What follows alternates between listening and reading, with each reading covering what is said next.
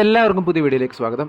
2015 Ajay ജ്ഞാനമുത്തുവിൻ്റെ directorial ഡെബ്യൂട്ടായി അരുൾനിധി പ്രധാന കഥാപാത്രമായി വന്ന super natural horror movie Demonte കോളനിയുടെ സീക്വലായി ഈ വർഷം പുറത്തിറങ്ങിയ മൂവിയാണ് ഡിമോണ്ടി കോളനി 2. ഫസ്റ്റ് പാർട്ടിൻ്റെ ക്ലൈമാക്സിൽ മരണപ്പെട്ട ശ്രീനിവാസൻ എങ്ങനെ ഈ പാട്ടിൽ കണക്റ്റ് ആവുന്നു എന്നതും അതിനുശേഷം നടക്കുന്ന കാര്യങ്ങളുമാണ് സിനിമയുടെ സ്റ്റോറി ലൈനായി വരുന്നത്. ഒരു ഇൻസിഡന്റ് കാണിച്ചുകൊണ്ട് തുടങ്ങുന്ന സിനിമയ്ക്ക് പെട്ടെന്ന് തന്നെ പ്രേക്ഷകരെ ഇൻവോൾവ് ആക്കാൻ സാധിച്ചെങ്കിൽ പോലും പിന്നീട് നടക്കുന്ന കാര്യങ്ങളിൽ ഒന്നും ഒരു ഇമോഷണൽ കണക്ട് തോന്നാതിരുന്നത് കൊണ്ട് തന്നെ സിനിമ പെട്ടെന്ന് ഉൾവലിയുന്ന കാഴ്ചയും എനിക്ക് കാണാൻ സാധിച്ചു. പിന്നീട് അനാവശ്യമായി കുത്തിക്കയറ്റിയ കോമഡിയുടെ ഭാവനയുള്ള ക്രിഞ്ച് സീനുകൾ കൊണ്ടും ചില റാൻഡം സീനുകൾ കൊണ്ടും സിനിമ കോർ വിഷയത്തിൽ നിന്ന് മാറിപ്പോകുന്നതായി എനിക്ക് കാണാൻ സാധിച്ചു. പൊതുവെ ഇത്തരം സിനിമകളിൽ ലോജിക്ക് നോക്കാൻ പാടില്ലെങ്കിൽ പോലും നായകനെ ചുറ്റിപ്പറ്റിയുള്ള കാര്യങ്ങളെ ക്വാണ്ടം ഫിസിക്സുമായി ചേർത്ത് വെക്കാൻ നോക്കിയത് വളരെ ചൈൽഡിഷ് ആയാണ് എനിക്ക് അനുഭവപ്പെട്ടത്. ഫസ്റ്റ് പാർട്ടിൽ നിന്ന് സെക്കൻഡ് പാർട്ടിലേക്ക് എത്തിയപ്പോൾ സിനിമയുടെ ഏറ്റവും വലിയ ഡ്രോബാക്കായി എനിക്ക് തോന്നിയിട്ടുണ്ടായിരുന്നത് ഇൻകൺസിസ്റ്റന്റ് ആയ ടോണൽ ഷിഫ്റ്റിങ്ങും അതേപോലെ ഫ്ലാറ്റും ഡ്രാഗിങ്ങുമായ സ്ക്രീൻ പ്ലേയുമായിരുന്നു. പലപ്പോഴും ട്രാക്കിലാവാൻ സിനിമ ശ്രമിക്കുന്നുണ്ടെങ്കിൽ പോലും എഴുത്തിനേക്കാൾ കൂടുതൽ വിഷ്വലിന് ഇമ്പോർട്ടൻസ് കൊടുക്കാൻ ശ്രമിച്ചതായിരിക്കാം സിനിമയ്ക്ക് പറ്റിയ ഏറ്റവും വലിയ നെഗറ്റീവ്.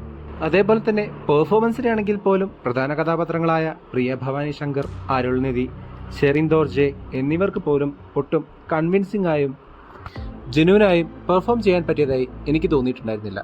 ഇതിൽ പ്രിയ ഭവാനി ശങ്കർ വളരെ കഷ്ടപ്പെട്ട് അഭിനയിക്കുന്നതായി എനിക്ക് അനുഭവപ്പെട്ടപ്പോൾ ശ്രീനിവാസന്റെ ഹാഫ് സിസ്റ്ററായി വേഷമിട്ട അർച്ചന രവിചന്ദ്രന്റെ പെർഫോമൻസ് വളരെയധികം അരോചകമായി തന്നെയാണ് എനിക്ക് തോന്നിയിട്ടുണ്ടായിരുന്നത്. വളരെ അണ്ടർവെൽമിംഗ് ആയ തിരക്കഥയ്ക്കിടയിലും കുറച്ചെങ്കിലും എനിക്ക് ആശ്വാസമായത് അജയ് ജ്ഞാനമുത്തുവിന്റെ മേക്കിങ്ങും സാംസിയസിന്റെ മ്യൂസിക് പ്ലസ് BGM ഡിപ്പാർട്ട്മെന്റുമായിരുന്നു.